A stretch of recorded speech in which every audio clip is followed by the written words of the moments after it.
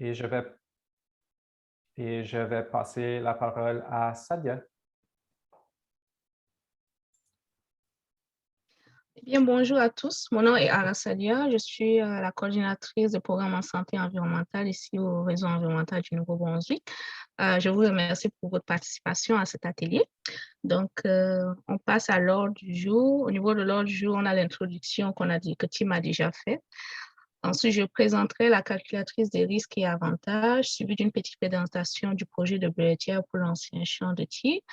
Ensuite, nous aurons notre panel de discussion. Nous prendrons par la suite une pause de 5 minutes juste pour s'étirer et on va revenir tous ensemble pour assister à l'explication de l'activité, remplir la calculatrice et à la fin de l'activité, on aura une discussion ensemble. Puis nous aurons comme la fin de l'activité qui serait à 15h15. Donc, la calculatrice de risques et avantages, c'est un outil qui a été développé par le réseau environnemental du Nouveau-Brunswick afin de pouvoir, je dirais, calculer les risques et les avantages d'un projet de développement.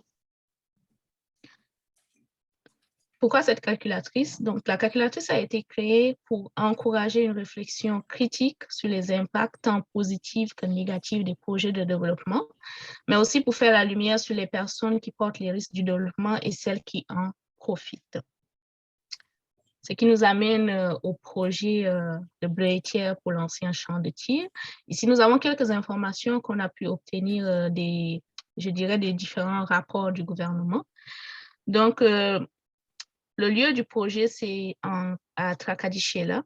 Et c'est un projet de type qui est vraiment basé sur l'agriculture. L'année du début du projet, si on tient compte de nos informations, c'est depuis 2002.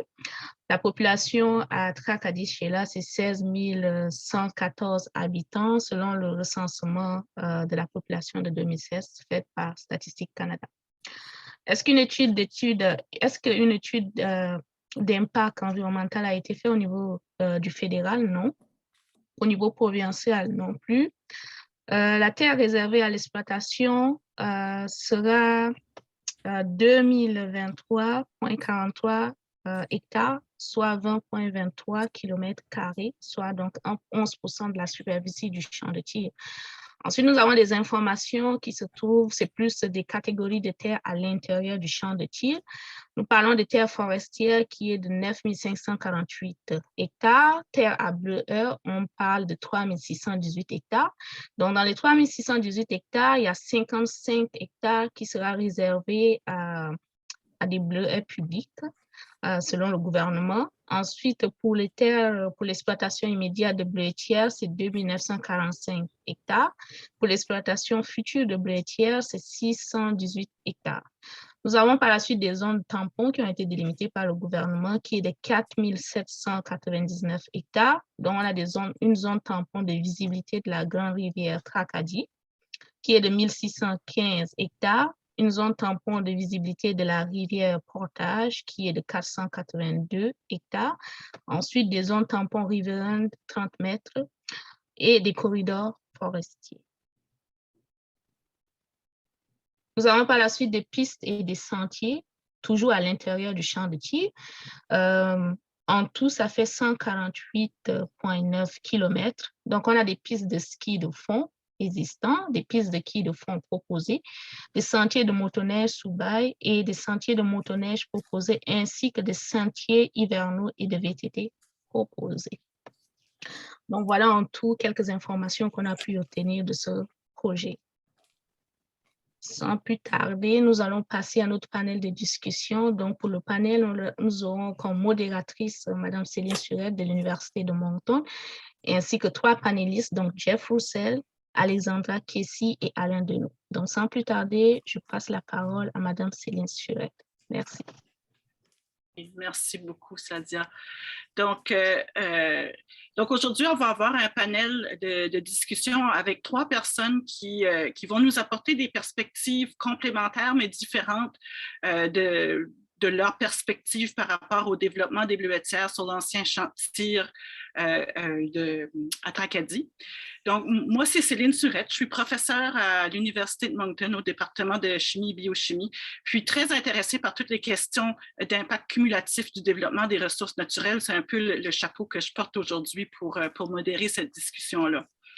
Donc, ce que je vais faire, c'est que je vais vous présenter les panélistes au fur et à mesure qu'ils vont avoir chacun un premier tour de parole. Ensuite, on aura la possibilité d'avoir un échange et des questions aussi de la part de vous tous. Donc, le premier panéliste qui va nous parler, c'est Jeff Roussel. Jeff Roussel est un membre du club chasse et pêche de la Grande Rivière de Tracadie et c'est lui qui a mené la pétition contre les bleuetières dans l'ancien champ de tir. Donc, Jeff, à toi la parole pour ce premier tour. Merci beaucoup. Bonjour, moi je me présente, je suis Jeff Roussel. Je reste dans la municipalité du Grand Tracadie. J'utilise les terres de l'ancien champ militaire depuis mon tout jeune enfance. Je suis membre du club chasse et pêche de la Grande Rivière de Tracadie, comme vous l'avez dit, un groupe qui a pour mandat de protéger la faune et la flore de la région, un groupe d'environ 300 membres annuellement. Nous, ce qu'on a comme information, je vais commencer par le début. Le camp militaire de 1939 à 1994 a été pour l'armée. Pour ce faire, les gens de la région ont dû être expropriés pour que ces terres-là soient utilisées, comme vous le voyez juste là sur cette map. Ensuite de ça, sur cette map, si vous regardez sur 3 côtés, on a Brenneville, on a Pas-la-France, on a aussi Leach, Tilley-Road. On a 3 faces qui touchent la municipalité du Grand Tracadie.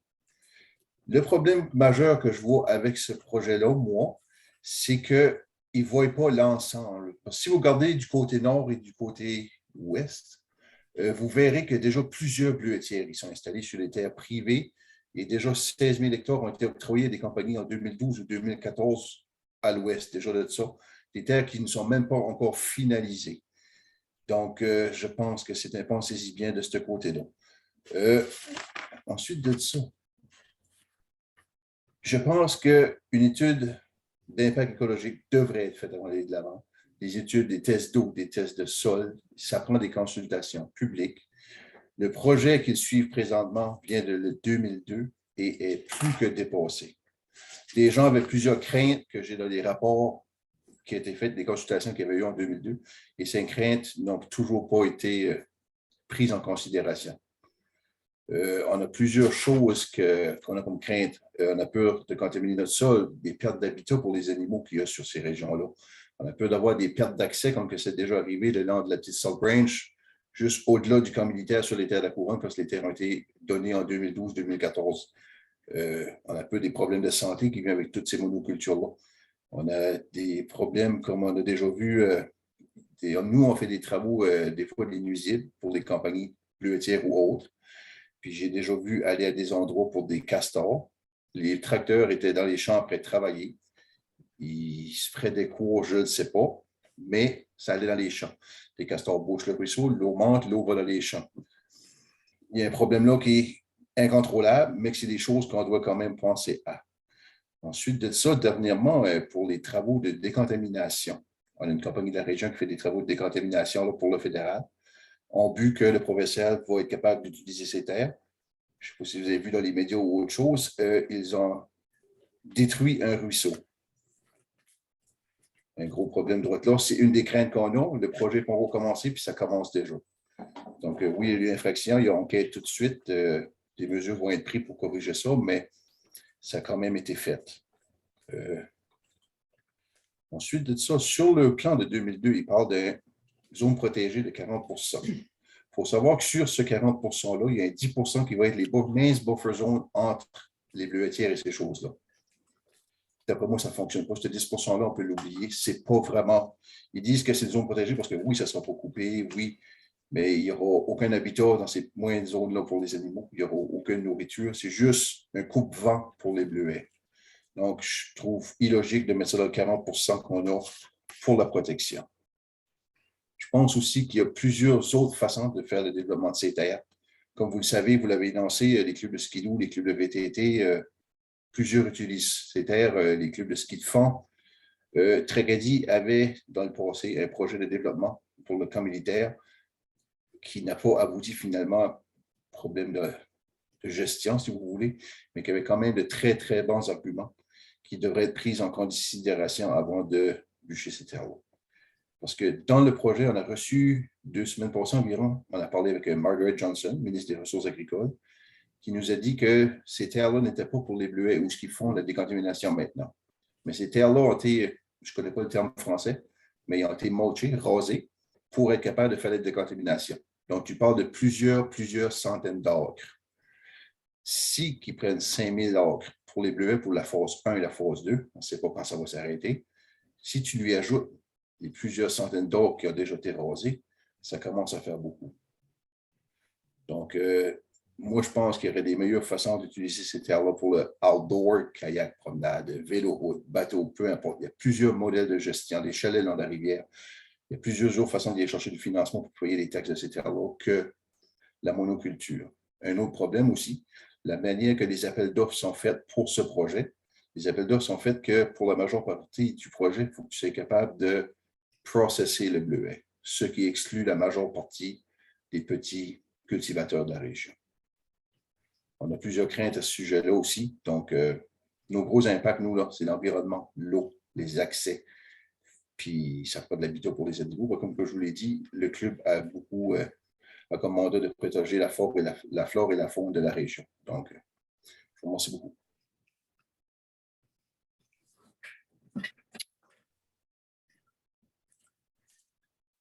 Merci beaucoup, Jeff. Donc ça nous donne vraiment une perspective locale de quelqu'un qui a toujours vécu dans cette région-là, qui utilise cette région-là.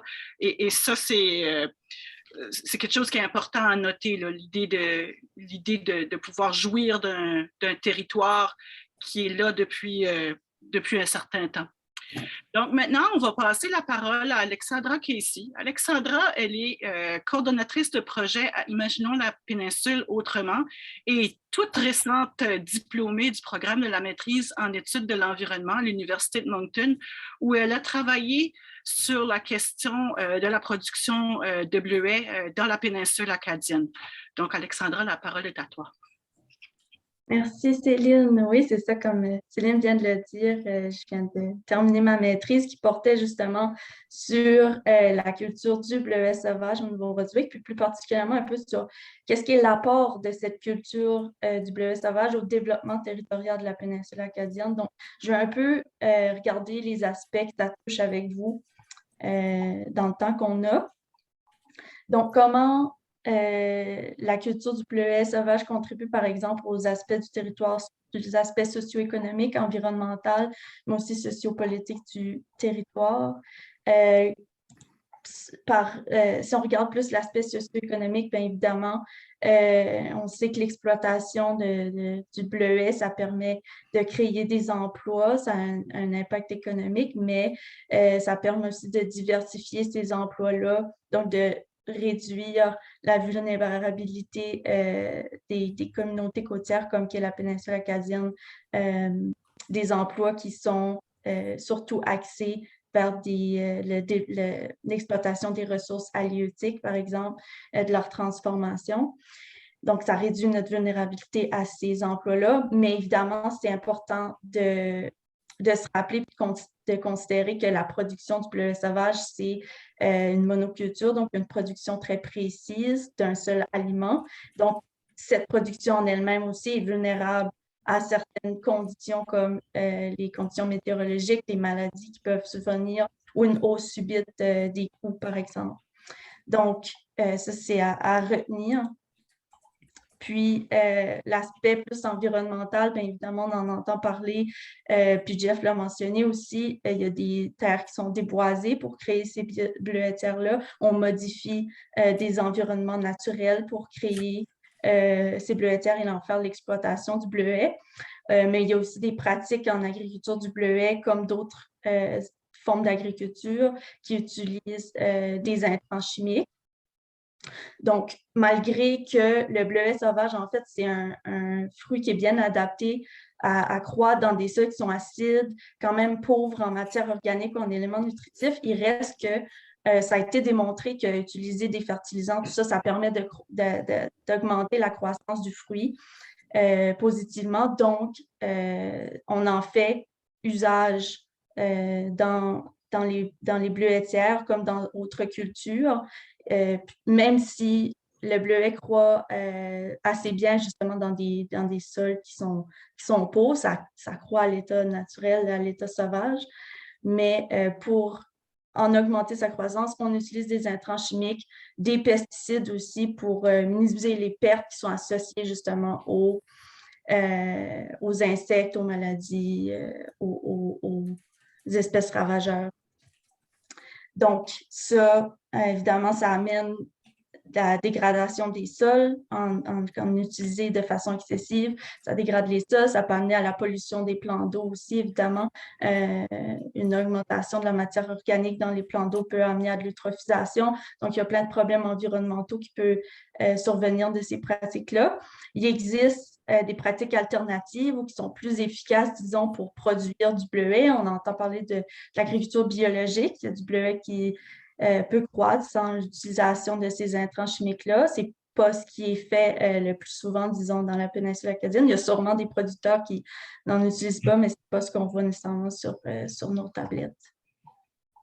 Et puis, maintenant, plus l'aspect sociopolitique, c'est sûr, ça aussi, Jeff en a mentionné, puis je pense que c'est pour ça qu'on est là aujourd'hui, mais la culture du bleuet sauvage, ça, comme toute autre culture agricole, amène à des conflits d'usage au sein du territoire, notamment, comme je l'ai dit, les pratiques agricoles, comme l'utilisation des pesticides, mais aussi l'utilisation des engins à moteur. Près des zones résidentielles, par exemple, ces activités-là peuvent mener à des conflits. Un autre exemple, c'est celui de la bleuetière à Tracadie, où on voit qu'il y a un développement agricole qui veut se faire, mais c'est déjà un endroit où il y a des usages récréatifs qui sont faits par la population. Puis, je pense que vous les avez nommés déjà, Jeff et Sadia, mais il y a des sentiers de randonnée, il y a du VTT qui se fait. C'est un lieu de rassemblement, socialisation, même touristique, j'irais jusqu'à dire, où les gens sont capables de profiter de la nature, vont pêcher, vont se promener. Donc, c'est sûr que ça peut créer des conflits quand on vient vouloir développer des nouvelles activités qui peut-être limiteraient ce qu'on y fait déjà. Puis c'est important, je peux mentionner que c'est important qu'on les adresse, ces conflits-là, puis qu'on ne les balaye pas simplement du revers de la main. Si on veut que le développement se fait de façon adéquate, c'est important qu'on fait justement des rencontres comme on fait aujourd'hui pour en discuter, puis qu'on échange là-dessus, puis qu'on écoute ce que tout le monde a à dire à ce sujet-là. Donc voilà, c'est tout pour moi. Merci beaucoup, Alexandra. Donc, tu nous as amené un peu à regarder l'idée de la production de bleuets à l'échelle de la péninsule acadienne, mais en nous rappelant qu'il y a vraiment un conflit d'usage qui est en jeu ici quand on parle plus spécifiquement des champs de tir. Tu nous as aussi amené la question des modèles agricoles.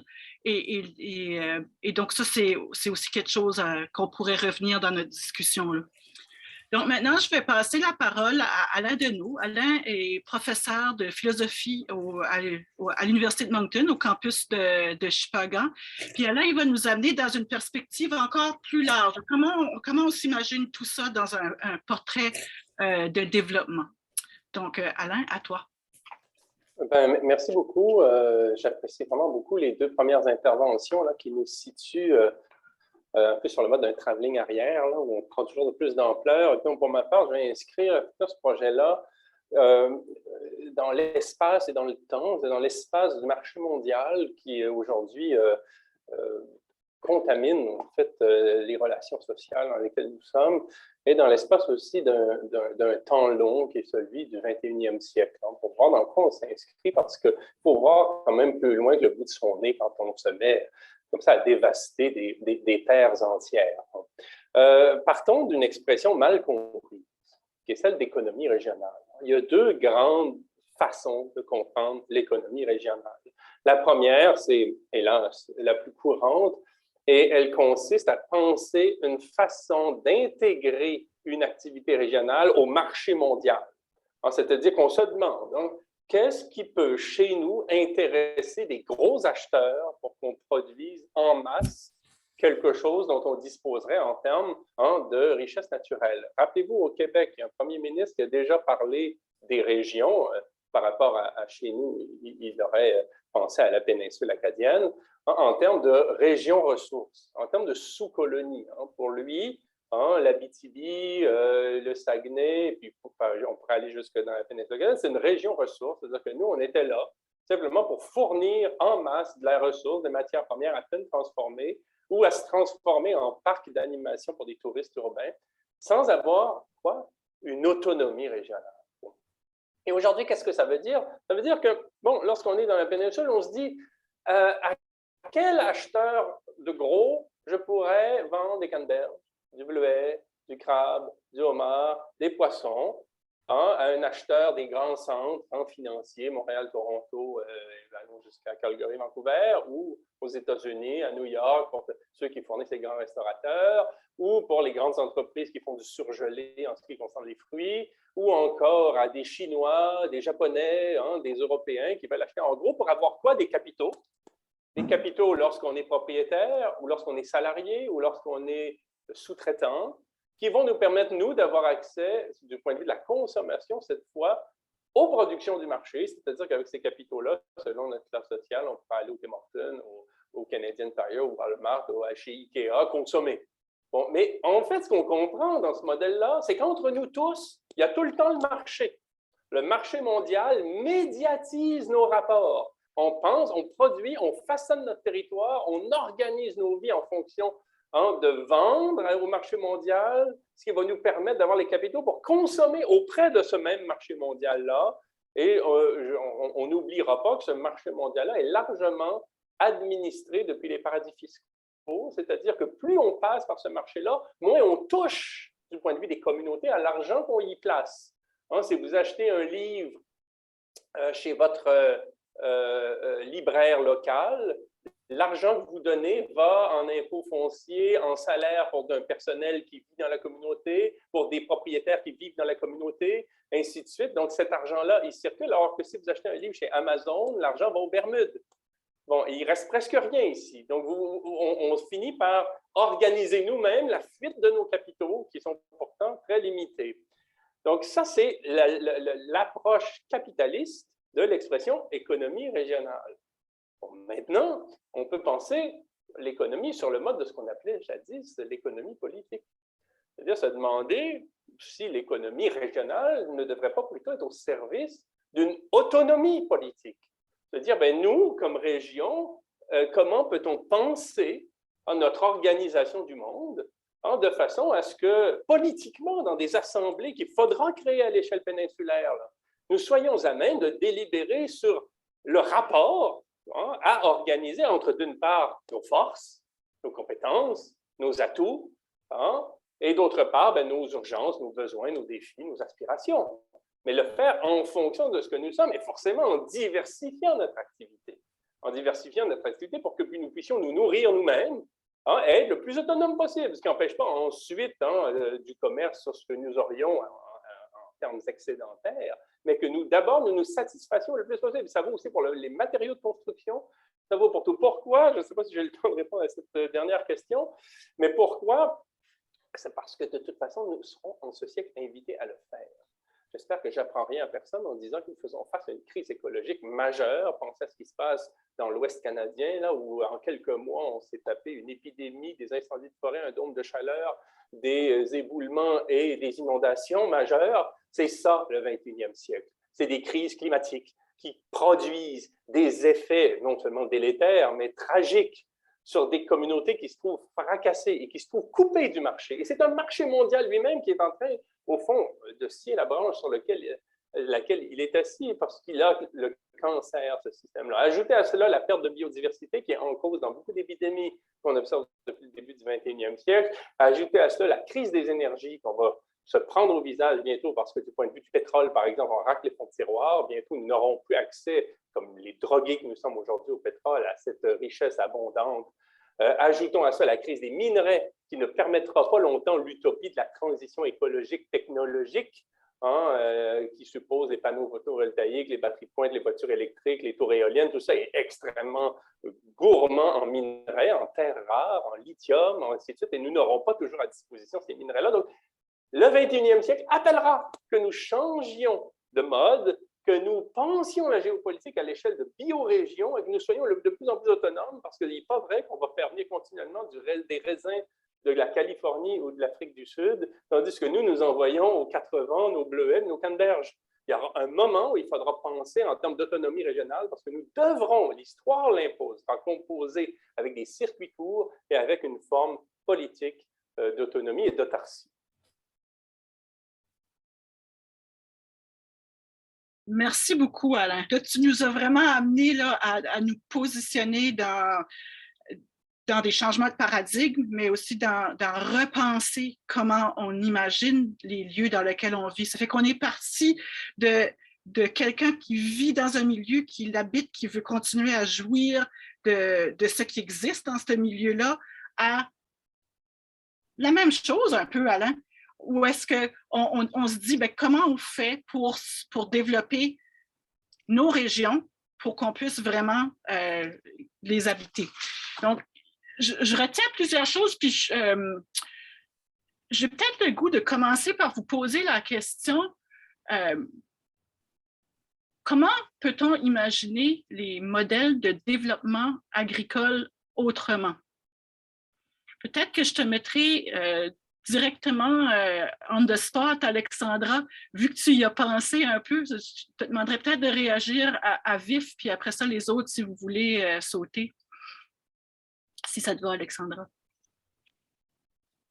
Oui, il n'y a pas de problème. En fait, selon moi, ça prend un peu comme Alain l'a mentionné, ça prend une espèce de changement de paradigme, évidemment, mais au moins un changement de nos objectifs, qu'est-ce qu'on veut faire, qu'est-ce qu'on veut atteindre. Si on prend l'exemple du bleuet sauvage, on en produit déjà beaucoup dans la péninsule acadienne. En fait, au Nouveau-Brunswick, le quart de la production canadienne, ça se fait au Nouveau-Brunswick, puis 70% de la production de la province se fait dans la région de la péninsule acadienne, puis le comté de Kent. Donc, on est quand même des gros producteurs de bleuets, et pourtant, on veut en exploiter plus, mais à quelle fin? Est-ce que, comme Alain l'a dit, c'est pour nous nourrir nous-mêmes ou c'est pour... il y a des voies d'exportation, de commercialisation, d'être, pour grossir le marché? Je pense que c'est là, selon moi, le plus gros problème ou la plus grosse chose qu'il faut qu'on regarde puis qu'on s'attarde, c'est quoi les objectifs derrière ça? Puis pour moi, c'est tout d'abord de commencer à nourrir les gens avec ce qu'on produit ici. Puis je pense que les gens aussi sont assez frustrés peut-être de voir que ça se développe, mais pourtant, quand on va à l'épicerie, on ne voit pas plus de bleuets sur nos étagères qui viennent d'ici. Je pense que ça revient souvent, on en entend beaucoup parler, puis ça devient frustrant.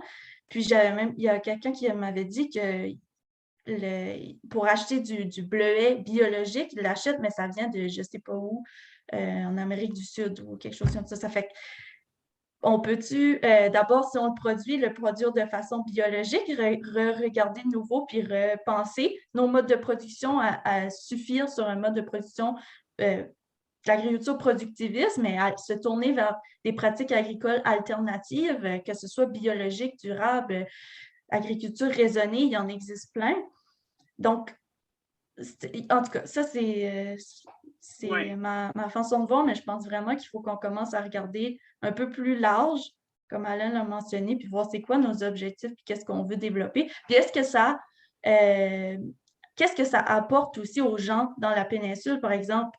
Là, ils sont confrontés à ce développement-là, puis ils voient clairement qu'ils vont perdre des choses avec ce développement-là, ou en tout cas que ça va peut-être nuire à leurs activités qu'ils font déjà. Donc, il faut considérer ça aussi. L'agriculture, ce n'est pas simplement une façon de produire des denrées ou il n'y a pas juste une fonction économique à l'agriculture, il y en a plein d'autres, il faut toutes les considérer, puis avec quoi ça joue, puis ça interagit. Donc, c'est ça. Alain ou Jeff, avez-vous quelque chose à ajouter là-dessus? Comme que j'avais parlé déjà avec Kevin Arsenault du Parti vert, une solution très simple pour que tout le monde soit un peu content de ça. combien il y a de terre dessous les lignes d'hydroélectrique qui ne sont pas utilisées, qui seraient favorables à cette production-là? Oui, ça, c'est un exemple. Puis, Jeff, je vais te mettre toi aussi sous la lumière tout de suite. Puis, dans ton intervention, tu as parlé du fait qu'il y avait déjà beaucoup de bleuetières autour du champ de tir. Puis, je me demandais si es-tu capable d'imaginer des façons où est-ce qu'on pourrait développer les bleuetières sur le champ de tir sans nuire aux activités récréatives qui existent sur ce territoire-là?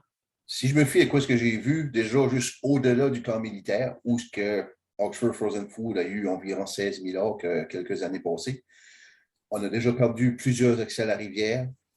Il n'y a plus de bois. Ils sont très près de nos rivières. Les buffer zones, ça peut être bon, mais je pense qu'il y a trop de risques. C'est comme que je dis déjà, autour du camp, on est déjà saturé. Si tu prends en arrière de Brennville, d'une limite à l'autre, il n'y a pas une maison qui n'est pas à côté derrière la maison, déjà avec les bleuetières. Donc, je pense qu'il faut faire vraiment attention parce qu'au passé, le club de chasse et pêche, en collaboration avec le bassin versant, avait fait des études pour la qualité de l'eau, ces choses-là. Et l'eau était d'une qualité exceptionnelle sur ces terres. Donc, je pense que c'est des choses qu'il faudrait vérifier. Puis, dans le projet, il ne parle même pas de la rivière, le Petit Tracadie. Il parle de la Grande Tracadie, de la rivière du Portage, mais le Petit Tracadie, qui est une très belle rivière, une rivière protégée, n'est même pas mentionné. Donc, je trouve ça un peu ridicule. Puis, dans une consultation qui a eu en 1999, ça dit que la rivière devrait être aménagée dans son entièreté de la tête jusqu'à l'estuaire, en tenant compte en tenant compte de la rivière Carreguette, de la rivière Pop-Mouche. Il est essentiel de protéger l'ensemble des bassins hydrographiques, y compris les plus petits ruisseaux. Je pense qu'avec le projet qui nous arrive, ça va être impossible de respecter ça. OK, merci. Je pense qu'on arrive à un point où un terrain peut juste en prendre. Oui, peut juste en prendre jusqu'à un certain point. Ça revient un petit peu à ton intervention, Alain. Je me demande si tu veux ajouter sur cette question-là des modes d'agriculture sur notre territoire. Bien, je peux moi aussi faire un clin d'œil à Kevin Arsenault qui m'a fait raconter un jour, avant qu'il soit député, avoir participé à une réunion de consultation parce qu'il était à ce moment-là à temps plein agriculteur. Je crois que c'est sous réserve, il pourra le préciser un jour, là, au ministère de l'Agriculture, puis il avait parlé de la possibilité d'organiser d'une manière structurée un réseau d'approvisionnement de ce que produisent les petits agriculteurs et moyens agriculteurs, là, notamment de l'Est du Nouveau-Brunswick vers le marché de Dieppe, pour favoriser comme ça une distribution et une consommation locale. Hein. Et il m'avait raconté qu'à la fin de la réunion, le sous-ministre ou quelqu'un en tout cas d'influence du ministère l'avait pris à partie en disant, toi, si tu reviens nous parler de tes petits marchés champêtres, là, puis de tes petits réseaux, pense pas nous déranger à nouveau. Là, nous, tant que tu ne m'expliqueras pas comment je peux vendre en gros de la production japonaise, ça ne m'intéresse pas de t'entendre. Et donc, les pouvoirs publics sont volontairement sourds et aveugles à tout ce qui peut se faire, qui ne concerne pas, je vais dire un gros mot, mais c'est le capitalisme, en fait, c'est-à-dire cette idée que tout projet n'a du sens que s'il favorise le capital. Puis le capital, il est toujours intéressant quand il est considérable, quand il est excédentaire et quand il promet de croître. Et donc, on est dans un système où il faudra un jour comprendre que le capitalisme dans lequel on est, qui consiste à favoriser le capital, n'est pas et ne peut pas être synonyme de démocratie. Le capitalisme concerne en dernière instance l'oligarchie, le petit nombre de possédants, et on structure toute la vie sociale par toutes sortes d'intermédiaires pour favoriser la génération de capitaux dans le sommet de ce qui ressemble drôlement à une pyramide de Ponzi organisée à l'échelle mondiale. C'est-à-dire que le capitalisme est une sorte de pyramide à la Ponzi qui fait qu'on travaille toujours pour des rentiers, des ultra-rentiers, des milliardaires qui sont en haut et qui finissent en fait par s'enrichir simplement sur le travail de tout le monde. Et la démocratie, qui se pense à une échelle raisonnable, péninsulaire par exemple, et qui suppose qu'on s'organise en fonction de principes liés aux droits et des devoirs, aux efforts et aux bénéfices, mais sur un mode au fond sensible et rationnel. Un mot sur le développement je suis gêné quand j'entends parler de développement comme si c'était un impératif, comme s'il fallait développer, alors que précisément ce mot-là est très chargé dans l'histoire de l'Anthropocène. Il est à l'origine de la dévastation de continents entiers. Et je lui préfère le mot aménagement. Aménager un territoire, ça ne suppose pas qu'on le développe au sens où il faudrait en quelque sorte le mettre sous pression, comme un citron qu'on presse pour en faire gicler ce qu'il aurait à produire en termes d'actifs, que ce soit sur le mode récréo-touristique ou sur le mode industriel. L'aménagement suppose qu'on pense à un agencement fécond sans nécessairement exploiter. Et dans le développement a été trop, en quelque sorte, mobilisé par les pouvoirs de l'argent pour qu'on puisse l'utiliser aujourd'hui de manière neutre. Merci, Alain. J'ouvrirais peut-être, s'il y a des questions de l'auditoire, il y en a dans le chat. Leandro, je ne sais pas si tu veux prendre la parole puis poser tes questions ou contribuer. Oui, bonjour. Donc, mon nom est Leandro Passarini. Je travaille je suis chercheur au CCNB9 à Ganso. Je travaille avec les émissions de gaz à effet de serre. Donc, j'ai un projet où je visite les producteurs de pommes de terre, bleuets et produits laitiers. Donc, je m'intéresse beaucoup aux bleuetières. J'utilise des outils pour calculer les émissions des gaz d'effet de serre dans les bleuetières. Donc, quand j'ai vu ce projet-là, on a mentionné plusieurs choses à considérer pour prendre des décisions sur le projet. Et je pense que ça serait important de vérifier sur les émissions de gaz d'effet de serre.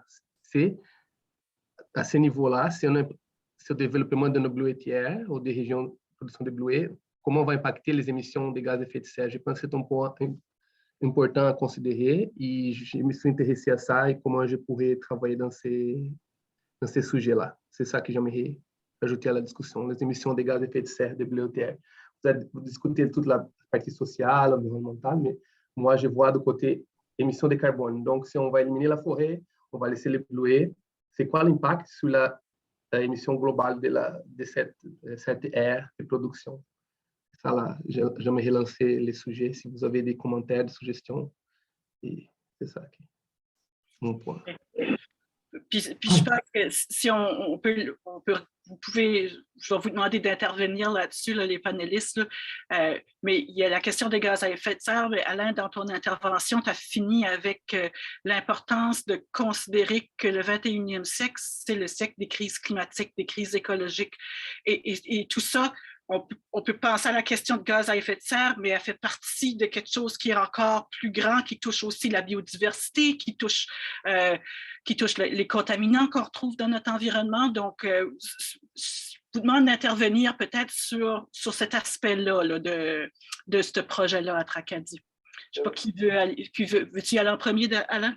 Oui, très rapidement, effectivement, le réchauffement climatique, ce n'est pas une question abstraite, mais il ne s'agit pas simplement de données comme ça liées à la modélisation et la recherche opérationnelle. Ça veut dire la montée des crues, ça veut dire la migration d'espèces redoutables, ça veut dire des canicules.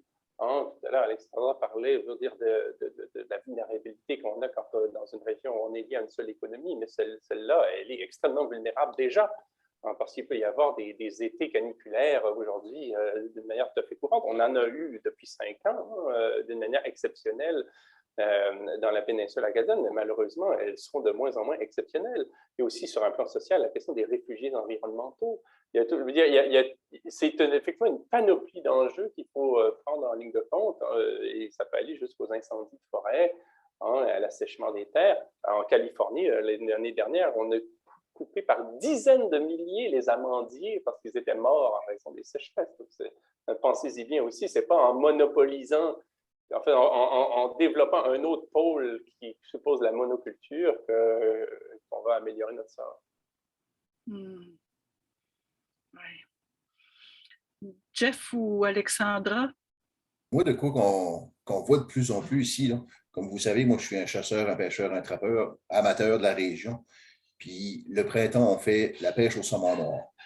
Depuis plusieurs années, on s'aperçoit que l'eau se réchauffe plus vite, que les fentes de glace se font plus vite et toutes ces choses-là. C'est normal qu'avec des grandes monocultures comme ça, où il n'y en a plus d'arbres, plus rien, que le soleil tape directement, que tout fond plus vite, tout va dans la rivière plus vite. Donc, c'est un impact directement sur nos ressources de la région. Oui. Oui, ça c'est vrai, la question de à mesure qu'on enlève le couvert forestier, on réchauffe tous nos petits ruisseaux de façon très marquée, puis ça cause des problèmes d'eau, de chaleur d'eau, puis de changement dans toute notre qualité d'eau, mais ça cause aussi des problèmes de quantité d'eau qu'on a parce que ça s'évapore. Donc, c'est très important. Merci, Jeff. Alexandra, je ne sais pas si tu veux ajouter. Oui, juste pour ajouter, c'est un peu un couteau à double tranchant aussi. Hein, ça ramène l'agriculture, quand ce n'est pas fait de façon raisonnée, bien pensée, ça peut amener à créer des GES, mais ces GES-là, ça cause des effets qui vont ensuite nuire à l'agriculture. Changement de température, Alain l'a mentionné, on a des sécheresses. Moi, quand j'ai fait mon étude en 2020, il y a une grosse sécheresse dans la péninsule. Les producteurs de bleuets étaient assez... C'était une des plus grosses sécheresses, je pense, depuis des années. Fait que ça a quand même affecté ce secteur-là. Donc, c'est ça que je veux dire, c'est un peu un couteau à double tranchant. Il faut s'y attarder, y penser, l'inclure justement dans notre façon de développer ou d'aménager le territoire pour se dire, OK, si on fait ça, qu'est-ce qui sera les impacts là, sur le plus long terme? Donc, c'est en effet un point vraiment important à considérer. Merci, Alexandra.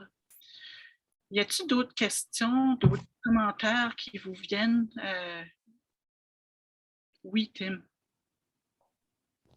C'est peut-être plus un commentaire ou une observation, mais j'aime bien les interventions à date, mais c'est clair pour moi qu'on dirait que développer une agriculture qui est comme aussi dépendante sur un petit nombre de cultures, c'est comme risqué comme stratégie d'affaires vu les changements climatiques, mais aussi comme on regarde à l'île du Prince-Édouard en ce moment qui est comme largement dépendamment de la pomme de terre puis qui ne peut plus soudainement l'exporter aux États-Unis, leur plus gros client, parce qu'il s'est développé une maladie au niveau de la pomme de terre et les quelques variétés de pommes de terre déjà. Donc, il me semble au minimum, si c'était la stratégie du gouvernement d'ouvrir ces terres-là pour l'agriculture, comme un peu revenir à ce qu'Alexandra disait, est-ce qu'on pourrait au moins penser à comme d'autres petits fruits qui pourraient bien produire dans ces environnements-là, la camerise, le sureau, je ne sais pas, là, mais comme pourquoi le bleuet à tout coup? Parce que dès qu'il y aura un problème avec le bleuet, là, c'est la crise dans ce secteur-là. Donc, j'ai de la misère à comprendre la high-risk strategy. C'est comme high-risk, high-reward, oui, mais comme pourquoi pas diversifier un peu? J'ai vraiment de la misère à comprendre pourquoi on s'en irait pas. Mais en même temps, c'est comme comment on fait pour influencer le marché si la demande, c'est pour le bleuet, c'est pour le bleuet. Là, comment on fait pour développer d'autres marchés pour diversifier notre agriculture? Je ne sais pas. Oui, ça, c'est des bonnes questions, puis je vais le relancer aux panélistes en ajoutant que ce modèle-là du high risk, high reward, c'est quelque chose qu'on entend de plus en plus, en particulier dans notre milieu subventionnaire de recherche, mais c'est aussi au risque, au rendement d'imaginer notre aménagement puis notre économie régionale autrement. Donc, je vous lance là-dessus. Je ne sais pas qui veut réagir en premier. Moi, ça que la lecture que j'ai faite à date, ce que je veux dire, même l'association des bleuets sauvages du Nouveau-Brunswick, leur objectif, c'est que le Nouveau-Brunswick devienne le numéro 1 de producteur de bleuets. Là. Donc, quand tu as ça comme objectif, disons, tu vas exploiter les terres partout, puis, pour augmenter la production du bleuet. Donc, c'est à la base, quand on se donne ça comme objectif, mais après ça, c'est ça. Venir sur la question du changement de paradigme au XXIe siècle, parce qu'on le choisira ou on le subira, mais il adviendra. C'est-à-dire que ce régime dans lequel on est là est à bout de souffle, il est épuisé et il nous épuise. Et le problème, c'est que si on pense au scénario dans lequel nous choisirions ce changement de paradigme, cela voudrait dire qu'on le choisirait maintenant en connaissance de cause, hein, pour amortir un impact historique qui sera considérable parce qu'on s'apprête à vivre un sale quart d'heure universel. Là, hein, et on entrevoit hein, cette perspective-là. Et à ce moment-là, on s'adapte pour déjà parer hein, les coûts. Si on le subit, c'est qu'on ne fait rien, on continue en somnambule, comme c'est le cas maintenant, pour être les numéros 1 dans le bleuet, puis être dans l'excellence de ceci, puis dans la production de cela. Et ça sera comme aujourd'hui dans l'Ouest canadien, c'est-à-dire qu'on aura à faire face tout d'un coup à des crises formidables. Des pluies de verglas en même temps que, je veux dire, un peu plus tard, des canicules, en même temps que, je veux dire, la montée des crues, puis tout le rapport hein, des terres avec l'eau saline, par exemple. Il y a énormément de phénomènes dont je ne suis pas expert, mais qui vont se produire sur un mode multicrise. Là, on ne pourra plus isoler les enjeux et intervenir dans l'urgence sur un point ou sur un autre. On va être dans une synergie tragique. Et avant d'en arriver là, il faudrait que déjà se dire, le monde est en train de changer, il est en mutation, il faut déjà penser des structures pour accompagner ce mouvement historique-là et l'atténuer. Bon, et ça se fait maintenant. Bon, et si on n'agit pas maintenant, alors on le subira. Bon, et ça, il faut là, que ce soit clair et que ce soit dit. Il faut là, être décomplexé par rapport à ce discours-là et le tenir comme une évidence. Ce n'est pas juste quelque chose dont on entend parler au téléjournal, là, le changement climatique. Non, en effet. Je ne sais pas si Jeff ou Alexandra, je ne sais pas si vous avez des commentaires. Moi, je pense que la plus belle solution qu'il pourra avoir, c'est pour sauver ces terres-là, ça c'est trouver une autre solution que de raser. Je pense qu'il doit y avoir une autre façon de développer ces terres-là, d'une façon durable, où que la faune et la flore resteront intactes. Je pense que c'est très important d'avoir dans la région un endroit sain, non touché, vierge si tu veux, que la faune et la flore peuvent encore exister. Merci, Jeff. Je ne sais pas si, Alexandra, as-tu quelque chose à ajouter? Je pense que ça fait pas mal de tours. OK, parfait. John, je vois que tu avais ta main levée, tu la descends, tu la remontes. Je vais venir pourquoi les bleuets. Il faut regarder la compétitivité. Puis ça, c'est la raison pourquoi on produit les bleuets sauvages dans la péninsule acadienne. C'est une région qui est propice pour les bleuets sauvages. On ne compétitionne pas avec la Californie, avec l'Australie, avec les bleuets sauvages. Il y a un marché unique. Puis il y a une demande pour ça. Comme c'est vrai, ils ont bâti un marché. Mais dans la région du Nouveau-Brunswick, comme les producteurs ailleurs au Nouveau-Brunswick disent, ouais, la péninsule acadienne, c'est la place idéale pour faire le bleuet sauvage. La terre est plate assez, on peut bien raser les bleuets. C'est une production, même si le prix est bas, on peut quand même faire un profit avec comme le marché actuel. Et même comme spécialisé, comme on a ça partout dans les régions agricoles, c'est peut-être pas une bonne chose, mais une raison pour, c'est qu'il y a l'expertise qui développe tout autour de ça. Puis peut-être ça peut changer dans le futur parce qu'on ne fie pas juste sur l'agronome qui est dans le bureau à côté de nous autres, qui doit venir un autre champ, mais peut-être on fie un peu plus sur l'Internet, puis on peut voir les expertises partout. Mais comme au Nouveau-Brunswick, on n'a pas d'expertise sur la production d'amandes, par exemple. Alors, si le climat était propice pour l'amande, probablement on n'aurait pas de producteurs quand même parce qu'on n'a pas l'expertise développée ici. Et même plus comme la valeur ajoutée, comme le processing, comme la mise en valeur, puis la congélation et tout ça. Je voulais juste... Merci, John. Réaction, je vois la main à... Oui. Ernest. Oui, il y a Ernest, puis il y a Benjamin. Oui. Je vais vous donner tous les deux votre occasion. Ça fait que je vais peut-être prendre vos questions, puis après ça, donner un dernier mot aux panélistes. Donc, Benjamin. Oui, bonjour.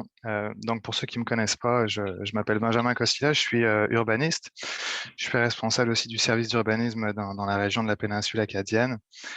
Je trouve ça très intéressant, l'information qu'on a eue aujourd'hui. J'en découvre aussi énormément vu que l'ancien camp militaire est une terre des couronnes, une terre de la couronne. Donc, à ce sujet-là, elle est soumise uniquement à la loi sur les terres de la couronne et donc est exemptée de la loi sur l'urbanisme.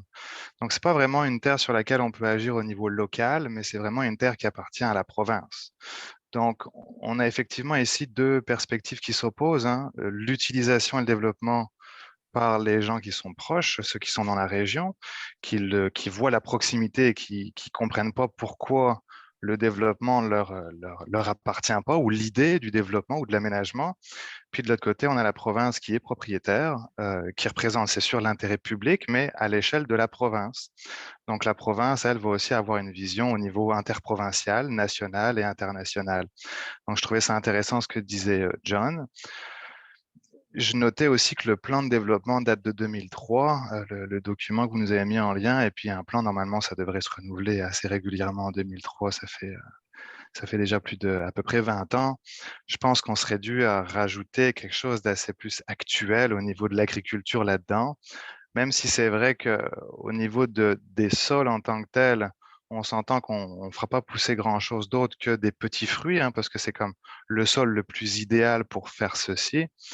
On pourrait avoir un petit peu plus de diversité qui, je pense, pourrait convenir à beaucoup plus d'acteurs locaux et moins à des visions de développement national ou provincial.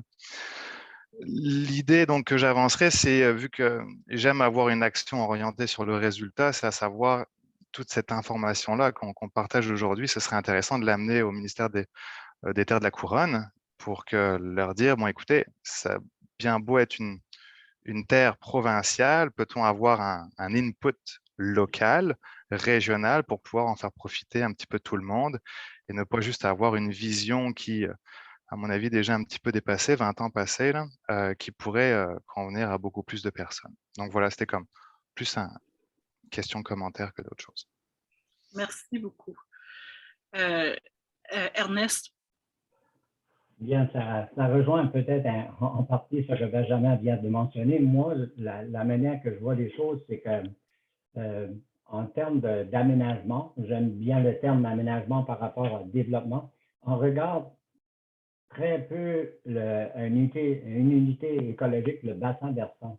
Donc, c'est sûr qu'on veut intervenir au niveau de réchauffement climatique, toutes les conséquences au niveau environnemental, au niveau global, autour de la planète, mais localement, souvent, la manière d'agir qui est beaucoup plus proche de nous, là, c'est de regarder l'aménagement à l'intérieur du bassin versant. Donc, le bassin versant de la grande rivière Tracadie, ça comprend un assez grand territoire. Donc, ça, la manière que c'est aménagé, puis les décisions qui sont prises à l'intérieur de ce bassin versant-là a un impact. Un impact soit négatif, positif, mais a un impact au niveau environnemental. Donc, c'est regarder dans l'ensemble si on développe à l'outrance un grand territoire sur une même espèce de production. Donc, on peut avoir des conséquences sur la biodiversité, l'impact sur l'écosystème aquatique, la diminution de la production de truites, de saumon, puis le couvert de végétation le long des petits ruisseaux qui devient critique avec le réchauffement planétaire, que c'est des espèces qui ont besoin d'eau froide. Donc, on a besoin d'une végétation près des petits ruisseaux et pas seulement de la grosse rivière, mais tous les petits ruisseaux. Donc, tout ça doit être pris en considération avec un bassin, une zone tampon qui doit être vraiment surveillée d'une manière très rigide. À Tracadie, dans le passé, dans le temps de la municipalité de Shiloh, lorsqu'elle était municipalité, puis même dernièrement, il y a toujours eu un plan d'aménagement de ce territoire-là qui comprenait les petits fruits, mais qui comprenait aussi les pêcheurs, les autres utilisateurs. Donc, il y avait une diversité d'utilisateurs de ce territoire-là. Puis ça peut amener l'accessibilité de la population lorsque tu prends en ligne de compte les besoins des pêcheurs, des chasseurs, des les gens qui vont faire de la marche, les sentiers à l'intérieur de ce territoire-là, mais aussi il peut y avoir le développement de petits fruits, mais à une échelle qui n'est pas de monoculture très, très large, mais à une échelle beaucoup plus humaine, là. Donc, on a une production, on répond à des critères économiques, mais on considère aussi tout le critère social des gens qui veulent utiliser le territoire, puis aussi le côté environnemental. C'est ça qui fait qu'on dirait qu'on a de la misère à mettre des plans de développement sur cette unité-là de bassin versant. Merci beaucoup, Ernest. Je pense que c'est très utile comme réflexion de réfléchir à cette unité-là du bassin versant comme une façon de s'organiser dans un territoire. Puis, on a aussi entendu des messages autour des différentes juridictions qui sont en jeu quand on commence à penser à l'aménagement de nos territoires, puis des conflits d'usage. Puis là, il est 2 heures. Je vais demander aux panélistes de faire peut-être une dernière intervention rapide, juste un mot de la fin, avant qu'on passe à la pause puis à notre exercice de calculateur. Donc, je vais peut-être faire l'ordre inversé. Je vais demander à Alain d'aller en premier, Alexandra en deuxième, puis Jeff, tu auras le dernier mot. Je pense qu'il faut avoir l'humilité devant les questions formidables que pose l'alternative à ce qu'on ne veut pas, de ne pas penser qu'on peut, à coup de problem solving, arriver avec une solution toute faite. Ce sont des enjeux immenses qui supposent beaucoup de réflexion, puis probablement aussi un changement de vocabulaire. Aussi, je continue, c'est pas la première fois que j'en parle, je continue de penser qu'en termes pratiques et pragmatiques, pour s'organiser, il serait de rigueur que nous créions à Péninsule une formation sociale et écologiste qui présente des candidats aux différentes élections municipales, mais qui fonctionne d'une manière cohérente, en cohésion, pour développer une voie péninsulaire. Il ne s'agit pas de fusionner toute la péninsule en une seule municipalité, mais de faire en sorte que dans les conseils municipaux de la péninsule, surtout que là, on aura un réaménagement du pouvoir municipal, il y ait des échevines, des échevins, des mairesses, des maires provenant d'une même mouvance et qui parlent d'une seule voix en ce qui concerne l'écologie et la vie publique, parce que c'est comme ça qu'on arrivera à s'organiser d'une manière concrète et structurée en vue d'un 21e siècle en pleine mutation. Merci, Alain. Alexandra? Oui, je trouve ça super intéressant d'entendre un peu tout le monde de différents milieux porter leur point de vue. C'est le fun. Puis j'écoute, puis je me dis, je comprends que la péninsule acadienne, on est le lieu idéal peut-être à la production du bleuet sauvage. Ça, c'est vrai. Puis on le voit, on en produit énormément. Puis comme Russell l'a dit un peu, pourquoi aller forcer la culture du bleuet sauvage ailleurs quand c'est ici que ça produit le mieux? Mais moi, ce que je me demande de ça, c'est un peu, mais on cultive. Est-ce qu'on ne peut pas essayer, avant de continuer à exploiter des bleuetières, puis en développer, est-ce qu'on ne peut pas essayer de le valoriser d'une autre façon, de le garder un peu plus longtemps ici, de le revaloriser, de le transformer Puis ça aussi, ça va servir à l'économie, puis ça peut entrer sur le marché, puis avoir une bonne part sur l'économie. Donc, on dirait, moi, c'est plus ce point-là que je me dis, on peut aller un peu plus loin avec ça avant même de commencer à exploiter ailleurs. Puis, regarder encore nos objectifs de peut-être que c'est pas exploiter toujours plus, mais revaloriser ici. Puis, ce qu'on aura de surplus, on pourra l'expédier puis faire part aux autres. Donc, c'est ça mon mot de la fin. Merci, Alexandra. Jeff?